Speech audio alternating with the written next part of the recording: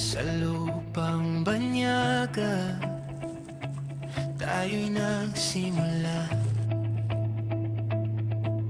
Bitbit ang pangarap, lakas ng loob. Kahit malayo, di susuko ang puso. Sa bawat hakbang, may kaba at saya. Ngunit kapiling ka, maglalakbay. Kasama ang pamilya sa Canada, abot ang pag-asa. Sa bawat hirap, tayo'y magkakasama. Limoy Kufa, walang iwanan kailanman. Sa niebe tulad sabay nating harapin.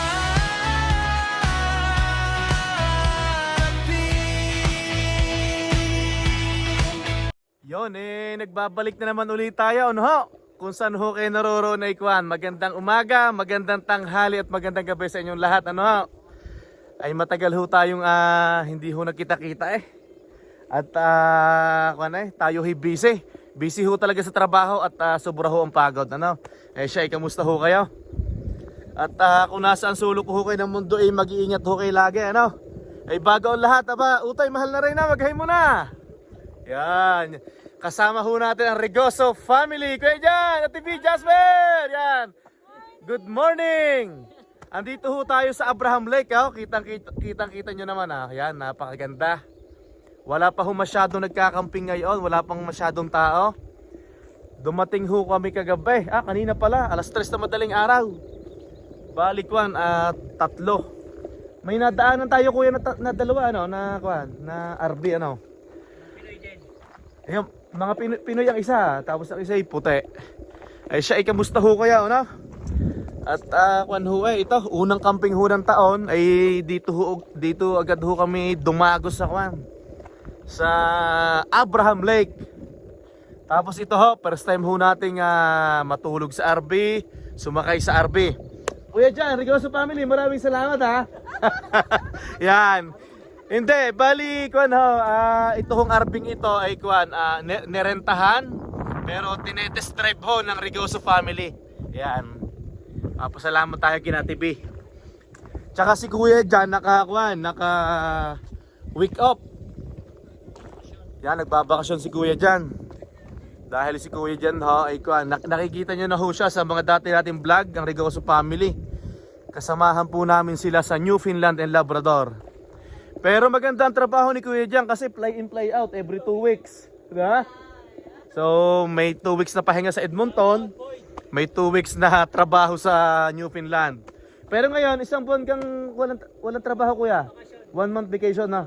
Yan, sana all. Ito, binubuksan ni Tito Jasper ang anong tawag dito dyan? Awning? Yan. Pero bago ang lahat, ipagpapahili natin itong ano bang niluluto ni Tito Jan? Longganisa. Yan. Breakfast muna tayo. Tapos tosino. Tapos may adobo tayo doon. May adobo. Asan ba yung adobo ni Kuya Jan? Ito yung ulam namin eh. To. Yun adobo oh. Hipon tayo dyan.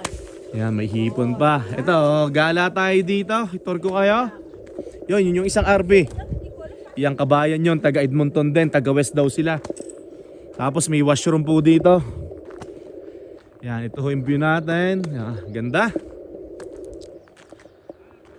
Unang camping ng taon. Yan.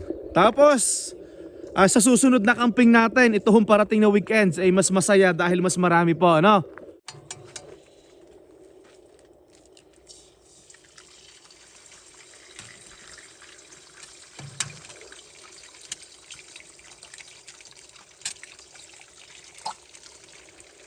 Piprito ho tayo ng itlog.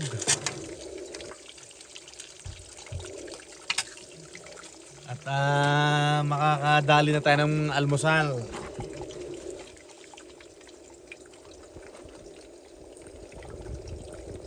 Uy, Ha? dami. Dami? Sabi ni Mahal na Reyna, madami daw asign. Dapat yung pag-asin mo yung nakaganon. Nakaliko. Yan. Napakasarap ho ng ganere. At sabihin na, okay ba yung lugar natin? Yan. First time pong nakarating ng Regoso family dito sa lugar na ito. Dito sa Abraham Lake.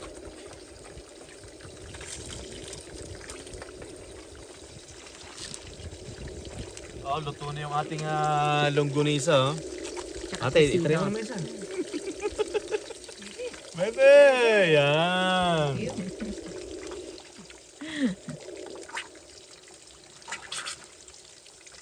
Okay ate, panalo?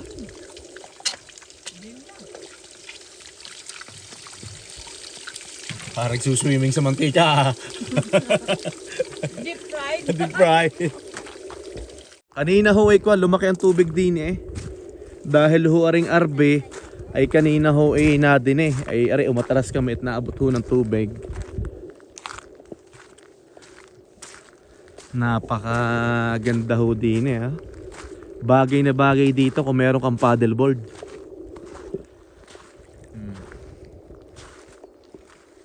Tapos yun yung kung natatanaw nyo, yun ang Canadian Rockies oh. Yun. Medyo malayo ho ito sa highway.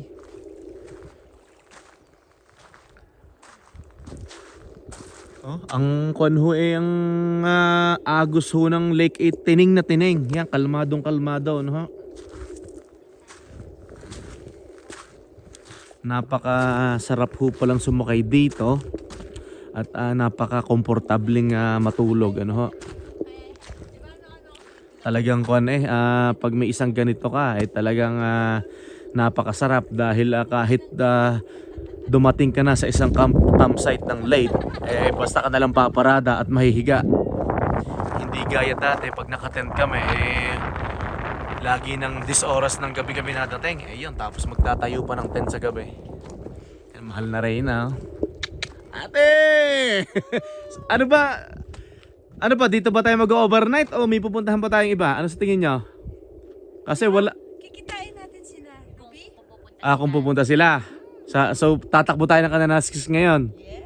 Sure na ba yan? Sure na.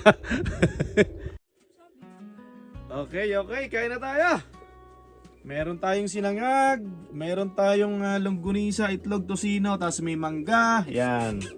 Tapos meron pa tayong sinigang. Yan, iniinit ng mahal na reyna. Papatayin ko na. Kain na tayo, mahal na reyna. Papatayin ko na. Oh, sige. Si Kuya Jasper, si Kiel. Kain. Ganda ng view habang kumakain Tapos meron pa dito sa kabila. Yan. Nature. Yeah, isang mapagpalang araw ho sa inyong lahat. Kain. This is life. Hoy dyan, nakaiglip ka ng konti? Yes. Yes. Yun.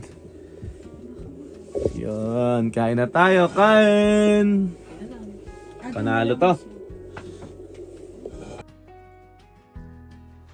Yes, po ka na dito. Kain po, kain. Yun. Yung bunisa. Kain po tayo. Sarap. Kain na tayo, sister. Akin na yung kaldero. Sinigang. Sampap na rin eh. Kaldero mo.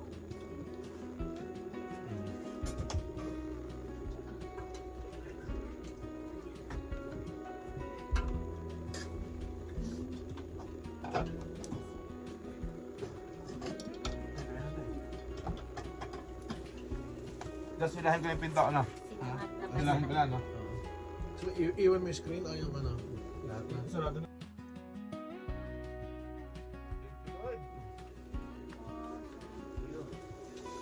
Malamig na araw. Araw, mag-50. Bali, kagigising lang ho natin, ano? Ang oras ho ngayon ay 1:00 ho ng hapon. Yun sila, natutulog pa doon. Eh tayo muna ho maglakad-lakad dito. Papasyal ko kayo. Yan, dito ho ako galing Pag ho, July, August, yan puno dito. Marami dyan. Tapos dito, pag puno na yan, syempre andito lahat. Dito sila nakapila. Tapos pag minsan dito naman. Maganda ho dito. Tapos ngayon ito medyo umiinit na. Tapos kanina tinuro ko sa inyo ang Canadian Rockies, yun yung Rocky Mountain yan. May mga washroom po dito. Kaso ang mga washroom ho dito ito kasi sarado pa eh. Kasi wala pa ho masyado nagkakamping yung nasa gitna. So wala pong flush ang washroom dito, basta isang silid na alam nyo na ibig ko sabihin, yung magdadala ka na ng pamunas nyo. Yan. Kung iihi kayo or dudumi, talagang maghuhubo lang kayo at uupo. Yan. Ito parking nga. May nakalagay dito. Day use only. Ayusin ho natin ang camera at ipapakita ko ho sa inyo.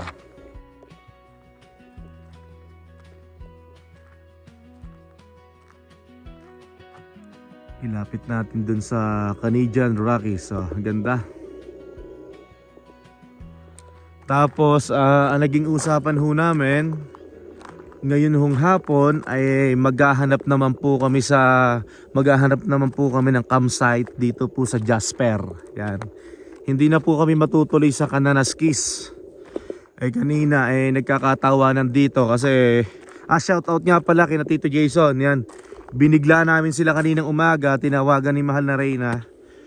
Si Tita Ruby, Tita Jason, nakikita nyo na yun sa mga camping ko before. Na po, dediretso sana kami ng Kananaskis. Kaso si Tita Ruby hindi pwede, may pasok daw bukas. Okay lang ho, wala naman ho magiging problema. At magkikita-kita ho kami this coming weekends.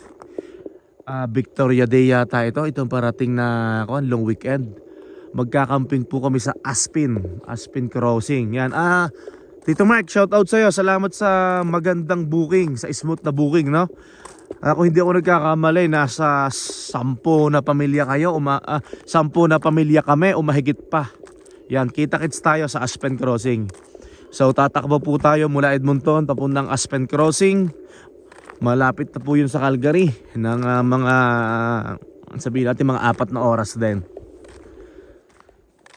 Lakad-lakad muna tayo. Bali, itong palimang punta ko na po dito sa lugar na to. Kaso, dito po ito sa bandang Abraham Lake. Kaso, iba-ibang location po yung pinupuntahan namin dito. Anong nakaraan, nasa taas. Nung nakaraan, doon din sa taas. Kaso, medyo nakaharap doon, malapit doon sa may highway. Yung nakikita yung highway. Yan. Ngayong buwan ng Mayo, ito maluwang pa, marami pang spot. Pero darating ang time na talagang marami hong nakaparada dito, maraming naka-tent, maraming naka-RV. Ito kagaya nito, may mga setup na sila na bato para sa bonfire yan. Mga dating nagkakamping, mga dating nagpupunta dito. Ito ho, bali ko ang sarap ho ng ganito, sa totoo lang. Ang sarap nga ho ng kwentuhan namin kanina. Kami ni na Utoy, ng mga mahal na Reyna. Ang sarap ho ng usapan. Tapos may mga ganito pang mga nakikita, mga nadidinig na huni ng ibon. Ano ho? Kailangan ho namin ng ganito. At nitong mga nakaraang buwan ay talagang bugbugan ho sa trabaho. Thank you Lord. At yung aming maliit na cleaning ay unti-unti nang nadadagdagan. Yan.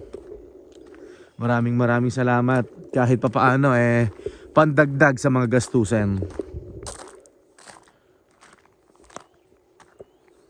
Warning, dam upstream water levels change over 1 meter without warning. Wow, okay. So, bighorn tail race. Yan. Napaka-komportable ho na matulog sa ganitong RV, ano ho. Talagang alam mo yon, hindi ka nagmamadali. Kaso lang, talagang pag ganito na drive mo, ang takbo lang namin mga 100 or 110 yon. Kung sa bagay, mabilis na yon. Kahit naman may dala akong sasakyan, mga ganun lang din ang takbo ko. Yun, siguro maximum 115. Siyempre, pagkasama natin ang pamilya, lagi ng safety first, ano ho. Kaso to, ramdam na ramdam ang bigat. At ramdam na ramdam ang kain ng gasolina. Ayan, malakas yata ang boses ko. Baka natutulog pa sila. Linaw ho ng tubig, oh. Kung ito hong pakikita ko ho sa inyo. Siyempre, buwan ho ng Mayo, talaga ho malamig ko. Malamig eh. Oh, ay parang yellow. Oh, dilig na dilig ang huni ng ibon. Maganda, maganda. Ay, ito ho, baka pagising ng mga are, magkakapilaan ulit. Tapos kami lalarga na. At may mga napipisil sila ng mga destination, mga camping area, campsite dito sa bandang Jasper. Para dito lang ho kami sa paikot na to. Kasi ang Abraham Lake malapit lang naman po ito sa Jasper, ano ho. So mamaya videohan ko yung paglabas namin dito. Ayan. Para may idea kayo. Napakaluwang ho nito. Pupunta muna tayo sa washroom.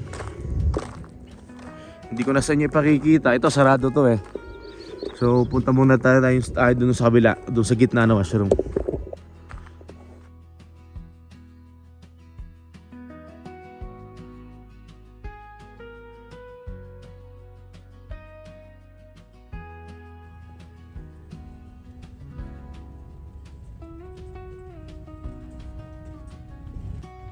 Yon, nakalis na ho kami sa area, no, at kami diretso na ho ng Jasper. At doon ho kami titingin ng campground na may pwede magsaksak ho ng RV. Okay, Jasper, saan punta natin? Whistler, no? Yan. May mga sisilipin ho tayo sa Jasper na pwede tayo magsaksak ng nitong RV, ho. Papakita ko ho sa inyo ang daan, ating dinadaanan, ano ho?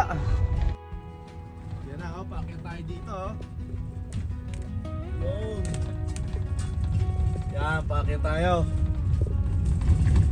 Yan na, lumiligo na tayo. Yun, si Utoy, walang pakialam eh. Tulog na tulog sa taas si Utoy, Utoy! Yun, nasa taas. Yan, nakakita tayo. Yun, doon tayo galing sa baba. Nakita nyo na to sa mga vlog ko dati. Yan. Hindi ko lang kung nadidinig nyo ako at maingay. Nagkakalampagan. Yun, doon tayo galing sa baba. Yun. Yun, lalim na kuya. Taas ang lalim natin.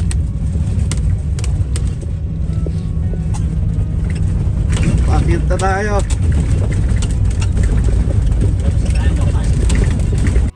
Eto, bali, pakaliwa na ho tayo. Palabas ho tayo ng highway. Ito ho yung pabalik ng Edmonton. Tapos kakaliwa na tayo dito. Yon. Pupunta na tayo sa Jasper. Nag-hi na ba kayo dyan? Ay siya, tayo ho'y magkita-kita ho mamaya ng kaunti. Kung saan man sa parte ng Jasper, ano ho, yan. Tayo ho'y Wait, Jasper, ilang natatakbuhin natin? Ilang oras? 2 hours and a half pa. Ay siya, sige ho, at hindi ho matatapos ang araw na to na hindi ho kami nagpapaalam sa inyo kung saan ho kayo naroroon ay magandang umaga, magandang tanghali at magandang gabi sa inyo lahat. Abay, magbababay muna sila Kuya Jan. Kuya Jan! Yan, si Jasper, siyempre nagdadrive yan. Mahal na rin na! Kasi Ate B, yan si Utoy, tulog na, no? Okay. Hanggang sa muli ho natin pagkikita. Maraming salamat ha. God bless everyone. Bye-bye! Bitang pangarap, lakas ng loob. Kahit malayo, Daan tayo Jasper, no? Kahit baba sa Abraham. di susuko sa bawat hakbang. May kaba at saya, ngunit kapiling ka paglalakbay. Ano ba yan? At diretso ka pa. Sa Canada, abang pag-asa sa bawat hirap.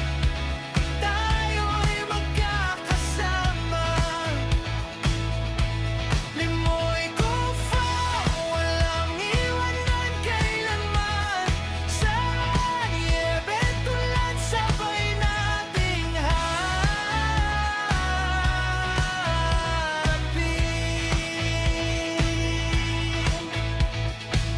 Mga pagsubok, di natin uurungan. Tawanan sa gitna ng lamig. Pag-ibig natin siyang init ng gabi. Sa dilim man, may liwanag pa rin. Basta't ikaw ang kapiling kong maglalakbay. Kulay kuya, ganda ng kulay no? Kasama Mga sports car oh. sa Canada, abot ang pag-asa sa bawat hirap. Tayo'y magkakasama. Walang iwanan kailanman. Kahit saan man dalhin ng tadhana. Sa hanggang kasama.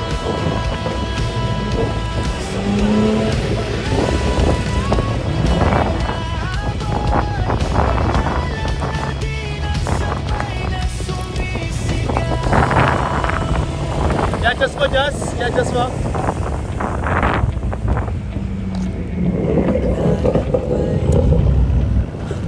Cool. Magkahawak kamay, di maglalaw. Sa Canada man o saan man. Limoy Kufa, sa puso'y walang hanggan. Dapat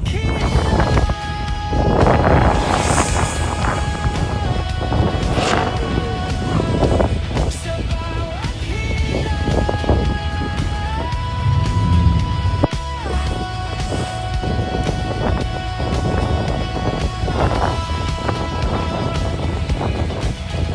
Nice ride.